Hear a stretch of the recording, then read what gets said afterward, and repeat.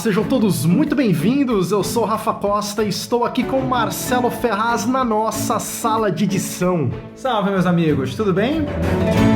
Turma da Mônica, Laços, a mais famosa revista em quadrinhos brasileira, ganha seu primeiro longa-metragem live action. O filme, dirigido por Daniel Rezende, foi montado por Marcelo Junqueira e Sabrina Wilkins, dois ilustres montadores que já passaram aqui pelo podcast. Eles estão de volta para conversar conosco sobre esta bela adaptação dos quadrinhos de Maurício de Souza. Sejam muito bem-vindos, Marcelo Junqueira e Sabrina Wilkins. E aí, galera, beleza? E aí, gente, é um prazer estar aqui com vocês de novo nesse podcast que é um marco nos podcasts brasileiros.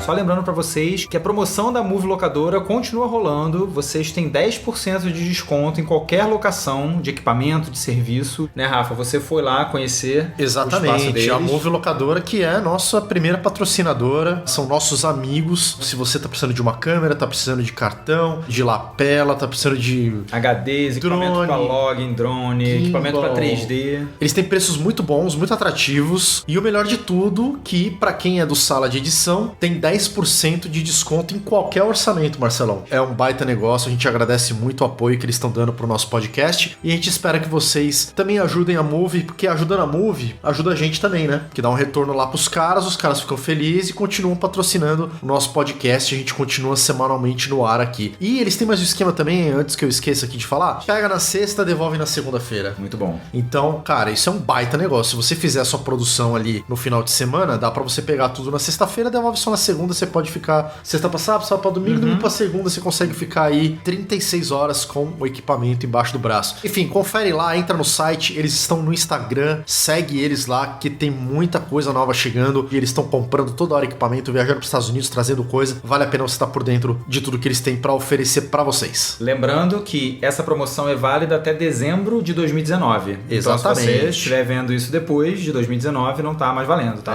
Não vai chegar 2023 aí, vai, quero meus 10% aí. Não vai estar valendo. Na verdade, a gente espera que em 2020 as próximas sejam mais graúdas, mais gordas, né? As promoções aí. Exatamente. Mas você tem que ajudar a gente agora para que essas promoções melhores venham no futuro e a gente continue nessa parceria muito bacana. movilocadora.com.br, segue lá no Instagram.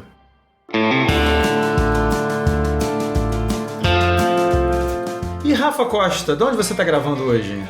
Meu querido, estou aqui no Rio de Janeiro. O paulista tá sofrendo aqui com esse inverno, 36 graus de Rio de Janeiro. E o pior é que o inverno tava... O inverno já chegou, né? Quer dizer, aqui não tem inverno. Tinha chegado, né? Mas vocês escolheram a semana do calor. Na semana veranico no Rio de Janeiro. Veio ali 6 graus a previsão, eu pulei pra cá e tá 30 aqui, sei lá, 20 e tantos aqui. A gente tá suando literalmente. Mas estamos aqui gravando juntos. Estamos gravando juntos, assim como já estivemos em outras situações, tá bem legal. Muito maneiro. Inclusive esse episódio a gente gravou junto, vocês perdoem a gente aí se ficar um pouco atropelado, nós não estamos com as vozes separadas como de costume, mas até que a gente se adaptou bem, né? Facilitou o processo, né, cara? É ótimo, e é muito legal, porque aí, né, essa coisa do visual, de troca, um olha, um aponta, uma pergunta que tá faltando, papapá, um pede pra esperar. Pois é. O negócio rende, né? Bem legal isso. Eu confesso que eu fiquei com vontade de que a gente pudesse estar sempre todo mundo junto, mas infelizmente, como vocês já sabem, tá cada um aí no canto do planeta. Isso não vai ser possível. Mas a gente vai poder fazer isso daqui a 2 semanas. No nosso primeiro encontro do Sala de Edição. Exatamente. Galera,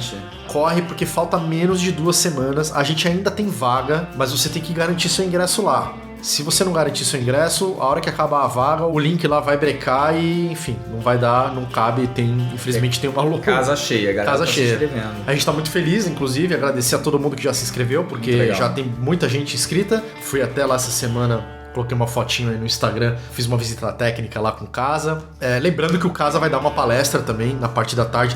Parte da manhã a gente grava um episódio com o Lucas Gonzaga e com o Fabiano Casa, que tá vindo dos Estados Unidos, que já veio dos Estados Unidos. Na parte da tarde, o Fabiano Casa vai estar dando esse workshop sobre direção e produção audiovisual. tá imperdível, a gente tá bem animado, estamos ansiosos por esse momento. Eu acho que vai ser muito legal o bate-papo e a troca com vocês, a gente conhecer os ouvintes cara a cara. O estúdio é muito legal, cara, eu adorei as fotos que você mandou. Ah, é bonito, do né? Ateliê Vitier, bonitão, cara, né? é lindo o estúdio. Aliás, mandar um abraço pro Alemão, que trabalhou comigo na MTV Sonoplasta, hoje ele trabalha na Record e, enfim, faz um monte de coisa lá no estúdio também. Ele também trabalhou com Taboada, então vai ser muito legal porque a gente vai estar entre amigos, né? Sim. A ideia de fazer lá já era meio por causa disso. E abrir pra perguntas, porque a ideia é abrir pra perguntas pra galera. Sim. Então, pessoal, pra se inscrever, tanto pra gravação do podcast quanto pro workshop do Casa, é só você ir lá no saladeedição.com.br, o nosso site. Vai ter uma abinha ali, lá em cima tem um menu chamado Primeiro Encontro Sala de Edição. Clica ali e se cadastra. Lembrando que também esse link está na nossa bio, a famosa bio, link na bio, né? Bio do quê? Biografia deve ser, Na né? biografia do Ali Instagram. do Instagram. Então vai lá no Instagram, tem o linkzinho, você já cai no ambiente para garantir o seu ingresso. E o Casa deixou aqui com a gente um recado para passar para vocês. Mais um recadinho do Casa para vocês. Olá, queridos amigos do Sala. Tô passando só para lembrar que no próximo dia 20 de julho nós vamos estar juntos a partir das 2 às 5 no meu workshop, pra gente falar um pouco sobre mercado internacional, como você pode conquistar o seu espaço lá fora, os caminhos, os processos, o que é necessário fazer e quais as dificuldades que se apresentam nessa jornada. Então eu vou contar um pouco da minha experiência. Eu quero convidar você do Sala, que tem interesse, que já tem acompanhado a minha história de vida aqui, para participar conosco, beleza? Espero você lá, um abraço e continue curtindo o nosso podcast. Então é isso, galera. Casa já falou, a gente já falou, não vamos chover no molhado aqui. Entra lá no site, entra no Instagram, entra no link, garanta seu ingresso. Bora pro episódio Turma da Mônica Laços. Bola pro baile do Limoelo. Bola pro baile do Limoelo. Ah, falei mais rápido. Ficou melhor. Mais lápido. Você falou mais rápido. É isso aí, galera. Vamos lá.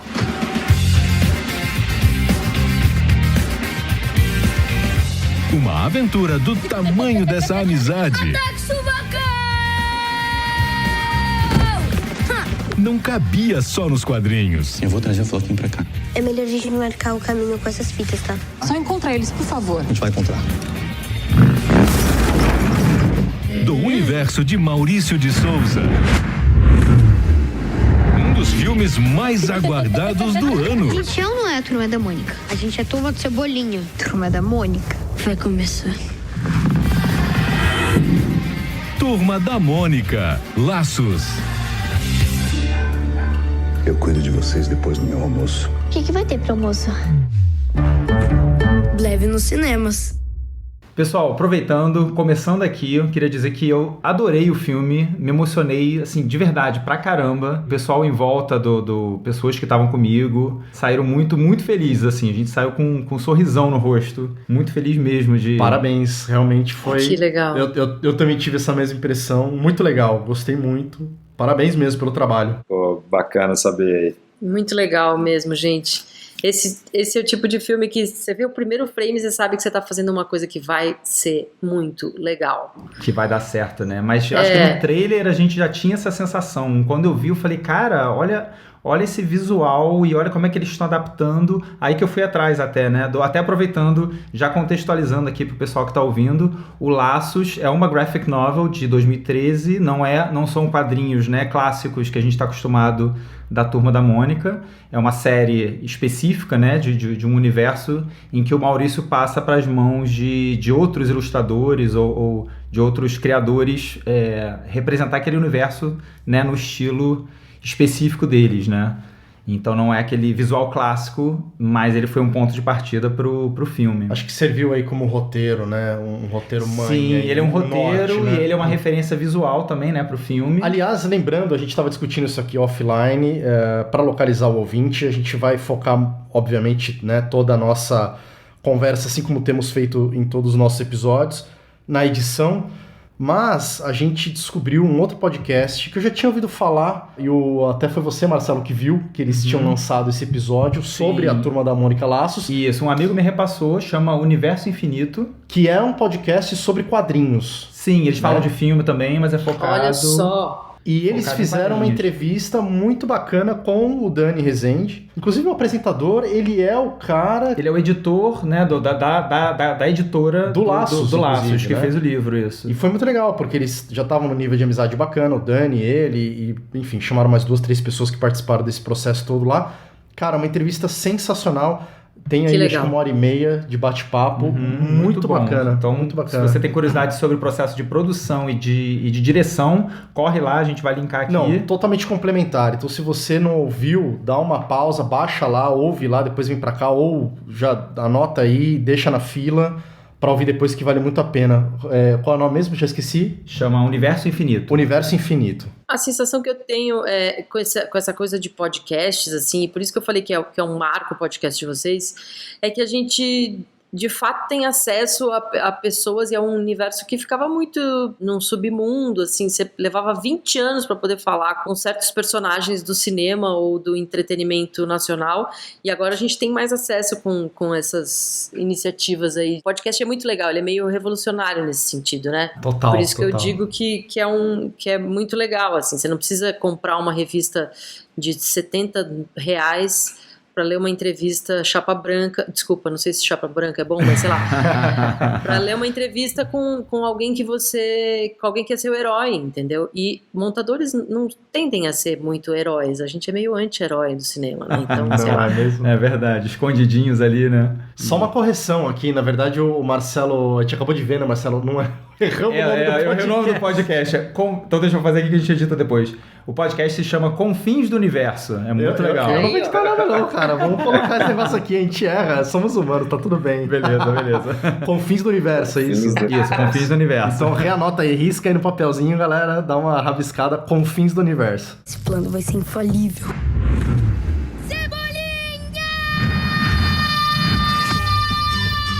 Vamos só dar uma recapitulada aqui. Se você ainda não conhece a Sabrina e o Marcelinho, só para vocês entenderem, tá? São dois montadores que já fizeram trabalhos grandes, né? Editores, né? A gente tem falado de editor, montador, mas eles trabalham muito com cinema, com série de TV e com publicidade, né? Então, só passando rapidamente aqui, o Marcelo, a gente fala Marcelinho, mas é Marcelo Junqueira. Ele editou o Roubo da Taça, que inclusive ele dividiu a edição com o Federico Brioni, que a gente já entrevistou aqui no podcast também. Editou o Mecanismo, Legalize Já, que inclusive a gente entrevistou ele lá no Prêmio ABC, que ele foi contemplado lá, ganhou o prêmio de melhor montagem 2019 do Prêmio ABC. E tem outros trabalhos também. A Sabrina Wilkins editou aí séries da HBO, como Psi, O Hipnotizador. Editou também Quebrando o Tabu, que é uma série documental do GNT. Então eles estão aí, HBO, Netflix, GNT, tem toda uma história aí também na publicidade brasileira, e agora estão juntos nessa obra aí, eu diria histórica até, né, do cinema brasileiro, e eu acho que a gente pode entrar já na conversa finalmente falando justamente sobre isso, como isso chegou para vocês, né, e aí já emenda numa segunda pergunta, que é, como é que foi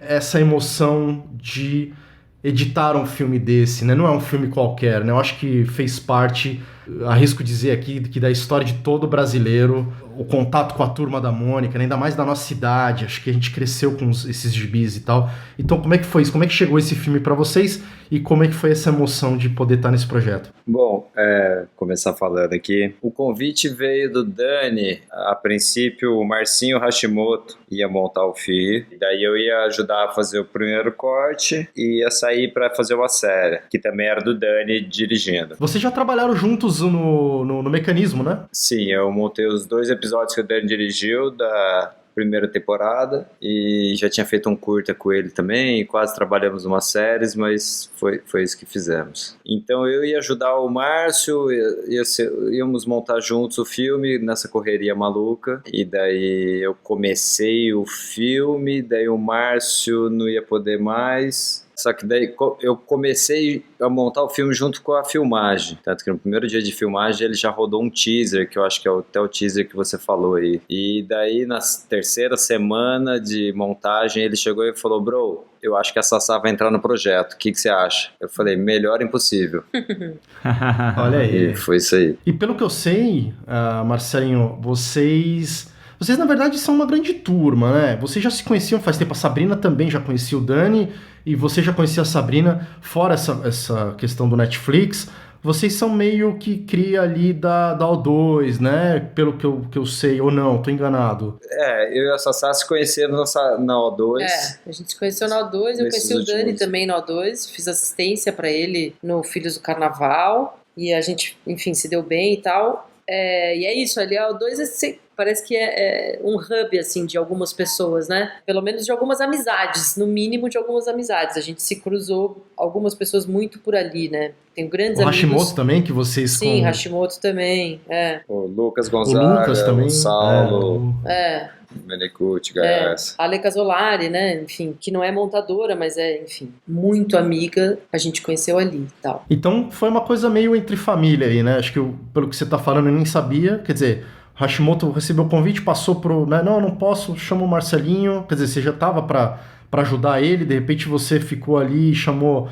e pegaram a Sabrina, quer dizer, tá tudo em casa. O mais trabalho igual um maluco, né? Então, eu ia fazer assim com a necessidade do projeto, era vamos fazer o melhor filme possível. Acho que o intuito foi esse, assim, quando ligaram pra Sassá também, esse foi o intuito, vamos entrar aí e fazer o melhor filme possível. Eu vou falar uma coisa bem hipzona mesmo, tá? Bem feminina, assim, no sentido de que acho que são corações meio parecidos, sabe? São pessoas que têm uma levada de vida muito parecida. Ah, que legal. O santo bate, né?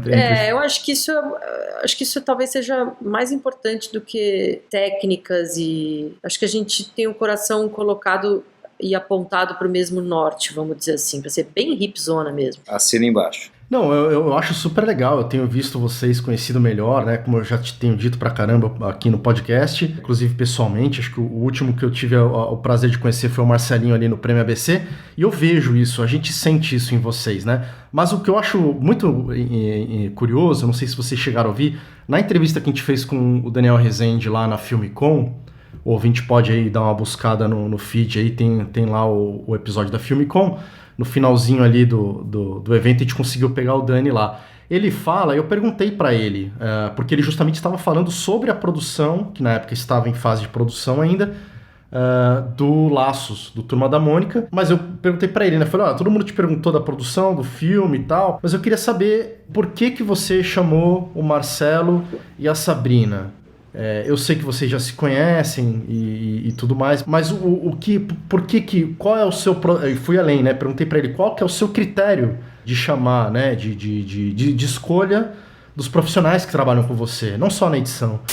Como é que é isso para você, o processo de escolha dos seus montadores? Você leva em consideração a amizade, o tempo de trabalho junto, ou você resolve arriscar? Você falou na sua palestra que você é um cara que gosta de fazer coisas que você não fez ainda, ou você não tem a mínima ideia como faça, que foi até um processo lá do Cidade de Deus. Como é que é isso para você, agora que você é um diretor? Eu acho que assim, a amizade ela é sempre muito boa, mas eu acho que o nosso mercado de trabalho, um dos grandes problemas é muita amizade. Então, eu acho que o que conta sempre é o profissionalismo. Eu vou buscar sempre um melhor profissional. Se a gente é amigo, melhor ainda.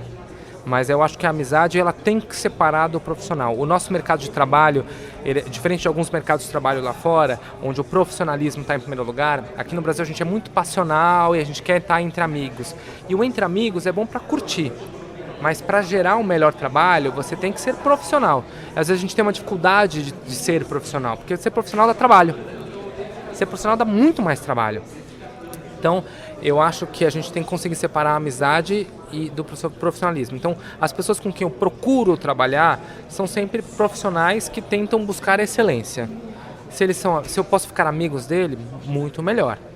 Mas a gente é amigo no bar e na hora do trabalho é trabalho. Então, isso não é uma coisa ruim. É só o que, para a gente conseguir chegar no melhor, a gente tem que passar por isso.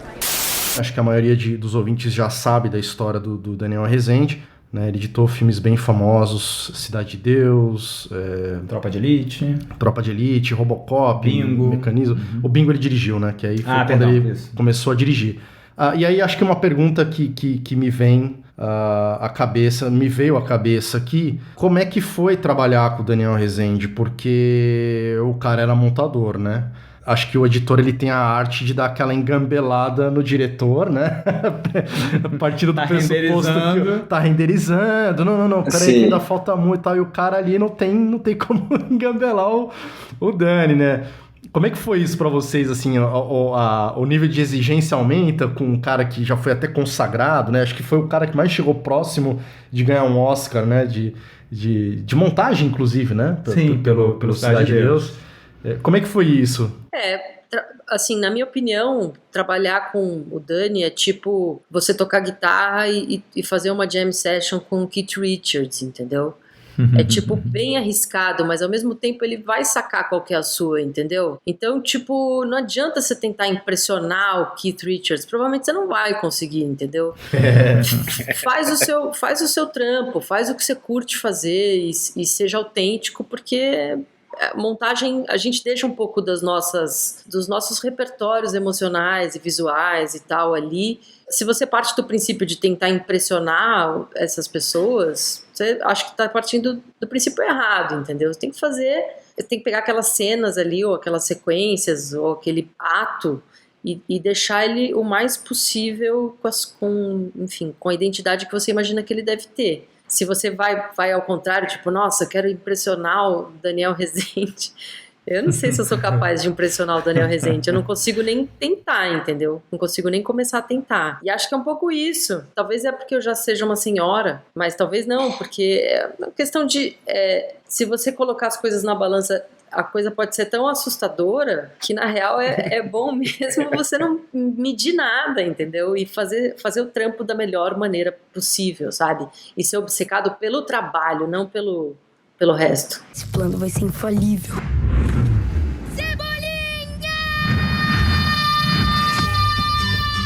Como é que se começa um trabalho desse de edição com um diretor desse do lado?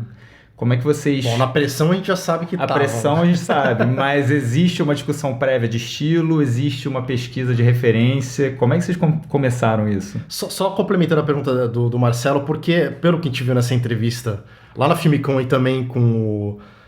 já esqueci de novo o nome do podcast. Um podcast. O podcast lá. Confins do Universo. O que a gente ouviu lá é que todo o processo de produção foi uma coisa muito solta, até interessante. Eu não vou ficar entrando aqui nos detalhes lá da entrevista, vocês vão ouvir lá, mas foi tudo muito solto, questão de roteiro, da criançada falando e tal, não sei o quê. E ele tem essa história, inclusive na montagem, de ter feito isso com Tropa de Elite, de ter dado a cara dele no Cidade de Deus.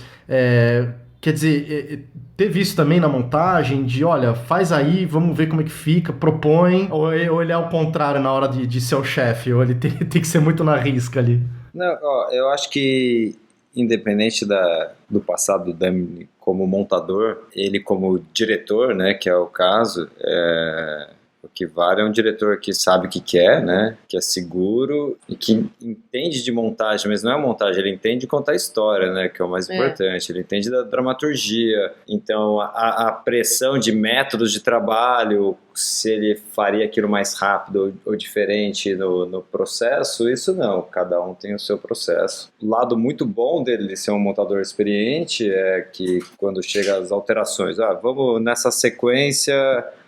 Vamos tentar isso, aquilo, piriri, parará. Ele sabe o tempo que vai demorar para a gente fazer isso. Ele falou, então daqui 2 dias eu acho que já tem, né? E é mais ou menos o tempo que vai precisar. Ele sabe o tempo que aquela cena que vai ser as crianças correndo para tudo quanto é lado vai ter mais trabalho. Já tem as referências e os termos também, né? Ele sabe exatamente como passar o que ele quer, né? Sim, e o mais legal também, ele não monta os filmes porque ele sabe que vai vir ideias diferentes com outros montadores. E a ideia que ele tem do filme, ele já tem, dos cortes, enfim.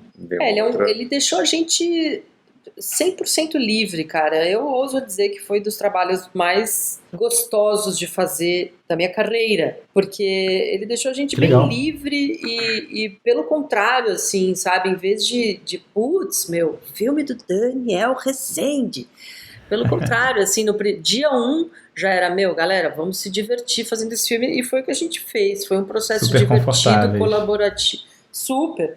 E eu e o Marcelinho, a gente se conhece há bastante tempo, e é amigo, e confia no talento um do outro. Então, direto acontecia isso. Eu pegava uma sequência que o Marcelinho tinha montado e fazia alguma outra versão daquilo, sabe? Ou, sei lá, sonorizava alguma coisa, ou vice-versa, né? E esse processo de revisitar o trabalho do outro artista, cara, é muito legal e muito produtivo, né? Muito... Enfim, sai o melhor possível. E ver o que o outro artista fez em cima do seu trabalho também é muito legal. E sempre houve a sobreposição entre vocês em cima de uma sequência, ou eventualmente alguém podia trabalhar uma sequência sozinho e o outro não chegar a mexer? Como é que foi isso?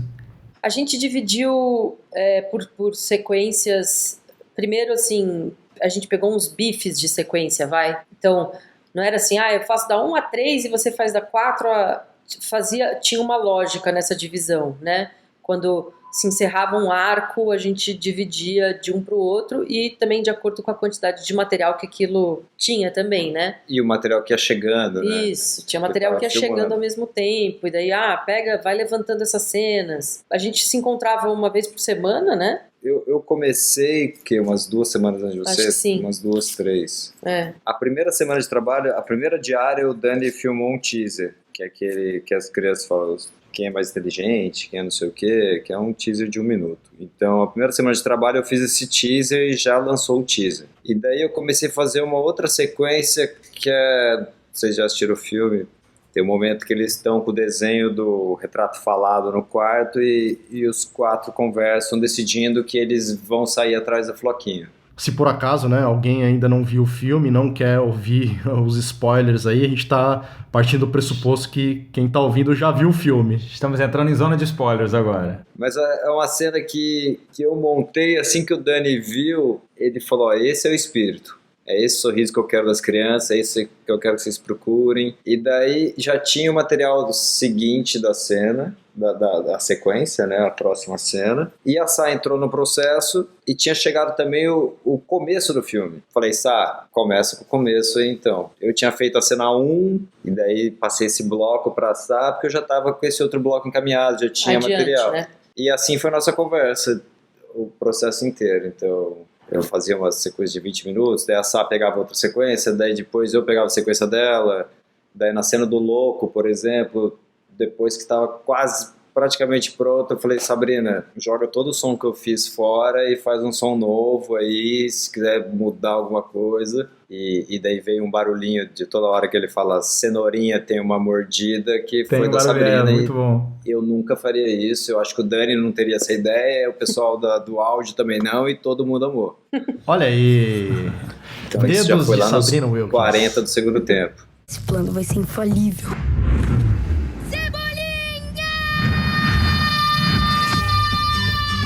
O filme é muito carregado, né? Tem um trabalho de som muito legal. Ele tem muitas gags sonoras, uma coisa bem quer dizer, obviamente, bem desenho animado, digamos assim, né? Não quadrinho. Mas vocês, então, colocaram bastante a mão na questão da sonorização, né? Não ficou numa pós-produção. Sim, a gente é meio obcecado com a camada sonora. E o Dani também. Então, a grande maioria dos sons vocês que sugeriram ali na ilha, né? A gente, é claro que uma coisa é o que a gente sugere e outra coisa é a mixagem absurda e belíssima e requintadíssima que esse filme tem. Enfim, não só mixagem, né? Todo o foley e tal, um trabalho muito, muito bonito. E as trilhas do Fábio Góes, que são, assim, realmente de partir o coração. E o Dani pediu pro Fábio fazer trilha já antes de começar a filmar, então na terceira semana de filmagem já tinha trilhas para certos pontos do filme, que a gente foi colocando em outros lugares, que ele mandou os stands abertos, os canais abertos, então... ajudou muito. E vocês tinham alguma trilha temporária também? Vocês já tinham essas preparadas para o filme, mas vocês chegaram a usar alguma música que vocês gostam, alguma coisa como referência? Sim. Usamos várias referências. Usamos, sim, claro. Na primeira corrida a gente usou, primeira fugida lá deles, da Mônica, a gente botou uma trilha do Goonies lá, que a gente sabia que era temporária, mas é porque tinha um espírito parecido, né, a cena deles se divertir, assim, uma coisa divertida e leve e de aventura que parecia Goonies, a gente usou, sabendo que a gente não ia ter nada parecido, porque não tinha nada a ver, mas era o mesmo espírito ali, e enfim, outras várias referências. E é um perigo usar as trilhas que a gente usou, como Goonies, trilha do Ilha dos Cachorros, do Alexandre Desplat, porque daí a gente fica viciado nessas trilhas e às vezes as cenas ficam grandiosas por causa da trilha, mas não, quando veio a trilha do Fábio Góes e a gente ia encaixando, você não sabia mais o que era trilha do Hans Zimmer ou do Fábio Góes, estava tudo ali no mesmo nível. Aquela cereja do bolo do editor, né? É isso que eu te digo do coração, sabe? Que pode parecer, enfim, insisto que pode parecer hippie e tal, mas sinto que nesse projeto especificamente as pessoas todas queriam contar. É muito fácil pra gente ter essa memória emocional do que é o Turma da Mônica, né? Todo mundo que leu Turma da Mônica, é quase todo mundo, né? Tem essa memória do que são essas histórias, né? São aventuras, os personagens são muito claros, as características deles são muito definidas. Acho que todas as pessoas que participaram do projeto, pelo menos aquelas que eu tive contato, estavam com esse mesmo norte, sabe? E o Fábio, assim, ele é um excelente compositor. O que eu vou falar do Fábio? Ele é maravilhoso. Ele acertou as emoções corretas, sabe? Na minha modestíssima opinião, lógico. Mas ele, enfim, tava com esse coração apontado pro mesmo lugar. E, de certa forma, isso imprime, entendeu? Fica uma obra harmoniosa. A fotografia do azul. A fotografia do azul, Os meninos todos, né? Os meninos, tudo, figurinha. Sim, a própria Turma da Mônica. A escalação é incrível. O bairro do Limoeiro, quando ali na abertura, quando a gente vê aquilo, você fala, cara, como é que os caras conseguiram fazer essa transposição? São os quadrinhos que a gente lia, só que no mundo real, assim, eles realmente conseguiram uma sutileza, exatamente, a questão das cores, né, as cores das roupas. Eu achei muito, muito sutil e eu não imaginava como ia ser possível. Eu acho que o tesão do Dani fazer esse projeto era contagiante na ilha, e acredito que no set foi assim, com todo mundo.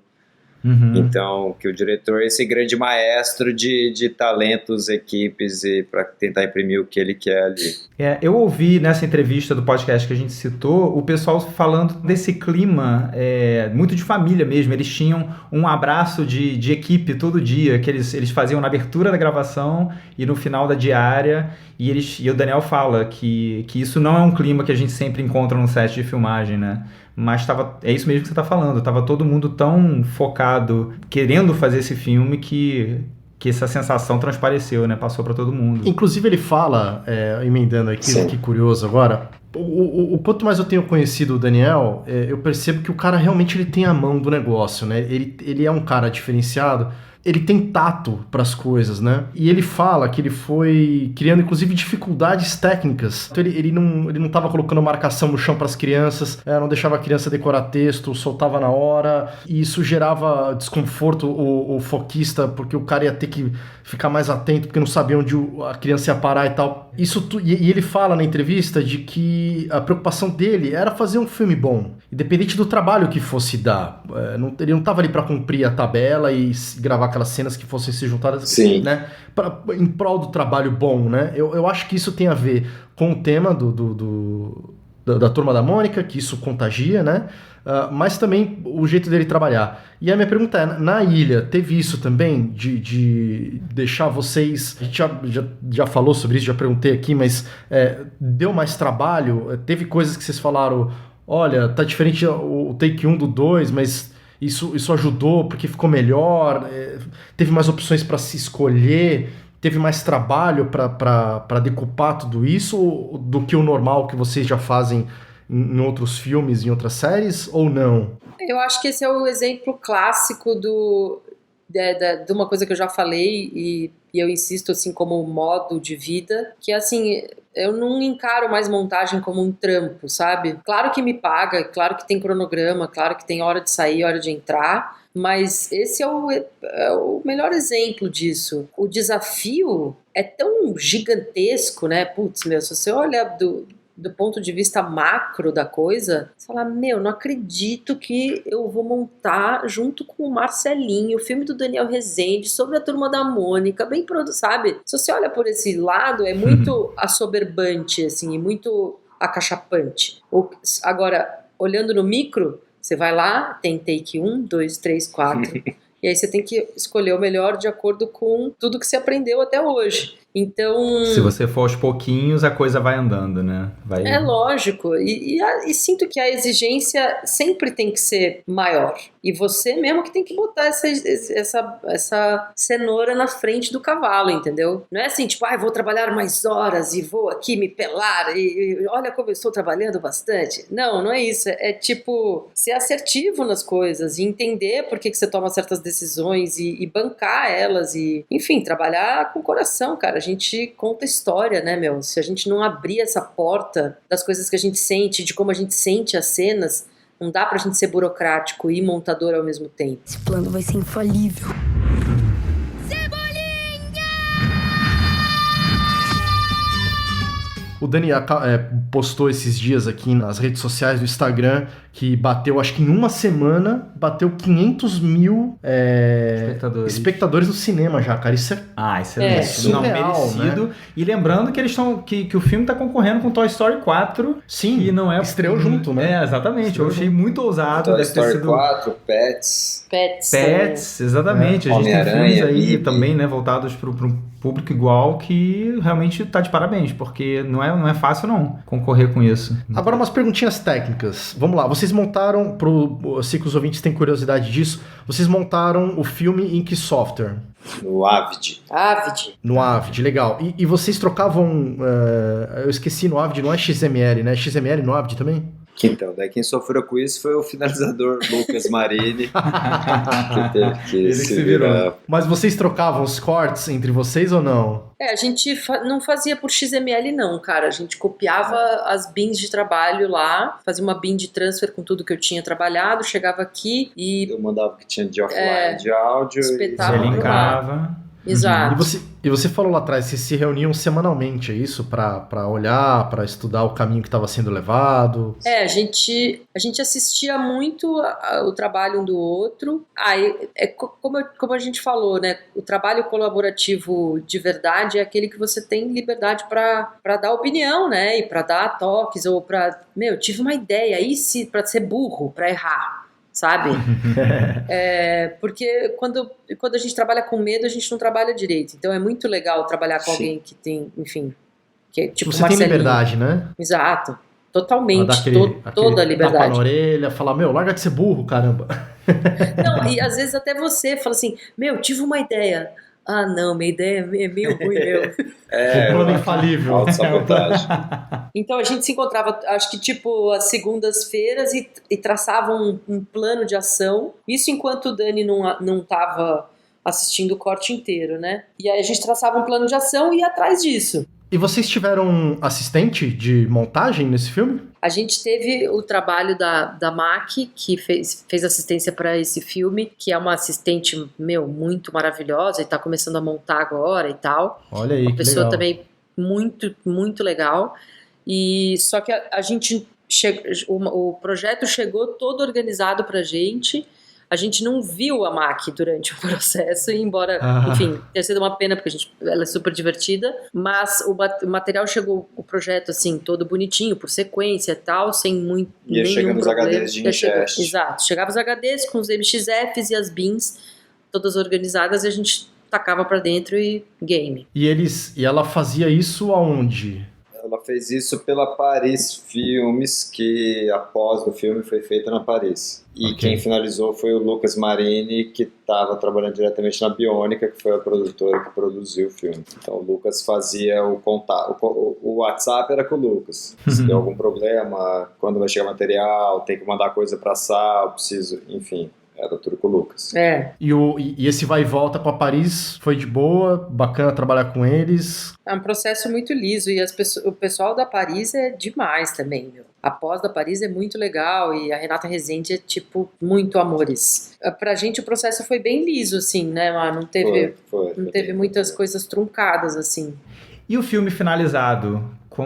Quando foi o grande momento de sentar para assistir? Vocês viram numa pré-estreia? Vocês viram num evento interno? Como é que foi para vocês essa experiência? Primeiro teve a projeção para o pessoal da Maurício de Souza, que foi o próprio Maurício e toda a equipe, mas ainda era com som offline, com cor offline. Daí depois teve um processo que eu e a Sá fomos assistir lá na Miriam. Esse para mim foi o dia mais emotivo, assim. A gente foi assistir a mixagem. A gente foi assistir a mixagem final e os artistas estavam todos ali, né? Miriam Biderman, o Fábio Góes, a equipe deles. Pra mim foi muito emotivo esse dia, assim. Mas ainda não tinha a pós feita, a cor não estava valendo, então eu só fui ver a cor e o floquinho verde, o 3D e tudo mais no cinema, na pré-estreia. Foi bem legal. Ah, que legal. E bateu uma emoção? Nossa, ficou demais. Eu chorei umas 25 vezes, Emocionar crianças, gente. Olha... É isso que eu tô falando, assim, de, tipo, olhar o seu trampo de uma maneira diferente. Foi legal que minha irmã foi com a minha sobrinha de 5 anos e não dá pra falar qual que se emocionou mais. Muito minha bom, irmã né? surpreendeu, Porque... ela achou que ia ser um filme bobinho e tal, e a hora que ela viu, ela tava quase chorando. E é muito bom ver isso, né? Porque é uma geração que a gente não sabe, né? Se tem tanto apreço como a gente tem pela história, né? E tá em contato muito mais recente com o filme e se emocionou da mesma forma, né? Tem se provado que existe aí. O negócio sobrevive às gerações, né? O cinema onde eu fui assistir 6 horas da tarde, tinha muita criança, eu falei, vai ter aquela confusão de criança conversando, brincando. Foi um silêncio absoluto. Eu fiquei muito impressionado. Foi muito legal. Todo mundo super engajado assim no filme. Na montagem, esse foi um cuidado que a gente tinha que ter. Era um filme para criança, era um filme para adulto, qual o tempo do drama, quanto tempo deixar nas passagens. Então a gente chegou um momento que a gente teve que deixar mais ágil o filme, porque o público é mais infantil, porque tava... Cara, mas vou te dizer, não sei se eu tô ainda muito infantil, mas me prendeu muito. Não, também, todo mundo que tava comigo, adulto, eu tava com uma criança de 10 anos e tava com um adulto, todo mundo chorou, todo mundo ficou muito emocionado, saiu com um sorrisão no rosto. E aliás, é muito legal que tem um vídeo que acho que foi o Dani que gravou, né, ficou famoso aí, correu as mídias, que é a reação do Maurício de Souza ao assistir, não sei se foi a primeira vez, mas enfim, ao final de uma exibição. Eu já tinha assistido várias vezes, mas que ele chora, não foi a primeira né? vez, foi a primeira vez pronto. Cara, que demais, né? E ele fala nessa entrevista, inclusive, que a grande preocupação dele era fazer o olho do Maurício brilhar. Ele falou, olha, meu primeiro objetivo, porque ele sabia que não ia agradar todo mundo, teve até algumas questões polêmicas, né? Uma galera reclamando, porque eles estão de tênis. Cebolinha tem mais do que 5 fios de cabelo, Cascão é cabeludo e só tinha um tufo de cabelo, eles usam tênis, né? Então, muita gente ficou muito literalmente preso nessas questões. E ele falou, olha, obviamente eu não vou agradar todo mundo, ele sabia disso, e ele falou, não, minha grande preocupação era fazer o olho do Maurício brilhar. Se o Maurício estivesse gostando... Tá no caminho certo. Tava no caminho certo, né? Inclusive tem uma homenagem do... Né? Achei demais, me arrepiei naquela hora. Tem uma homenagem pro Maurício de Souza no filme, né? Ele é o cara da banca do jornal, né? Sim, muito bom. E acho que a criançada nem sabia disso, né? Mas eu achei sensacional aquilo tudo. Esse plano vai ser infalível.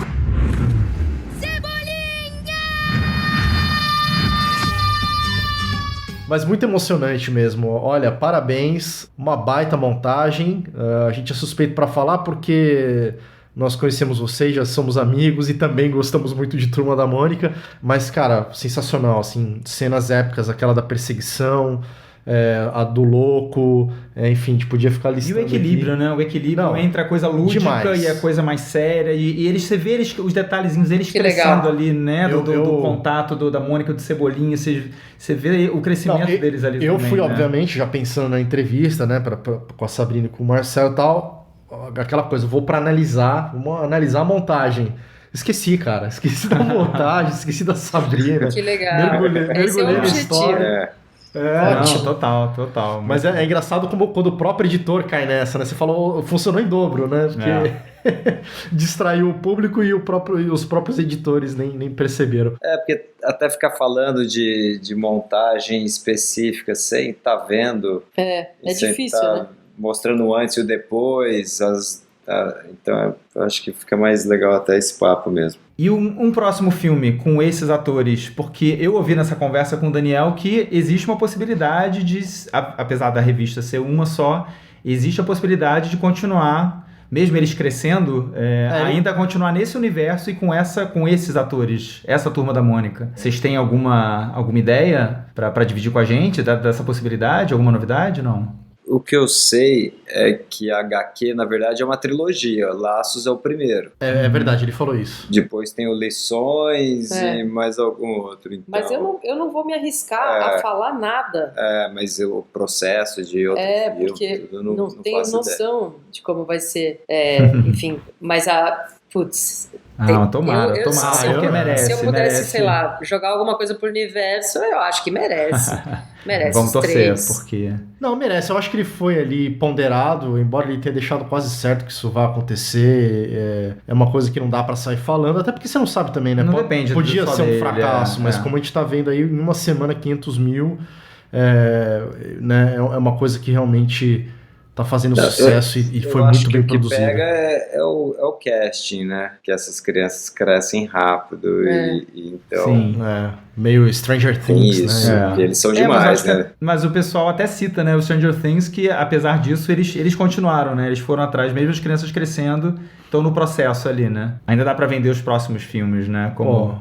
fazemos votos que role mesmo, assim como a Sabrina falou. Tomara.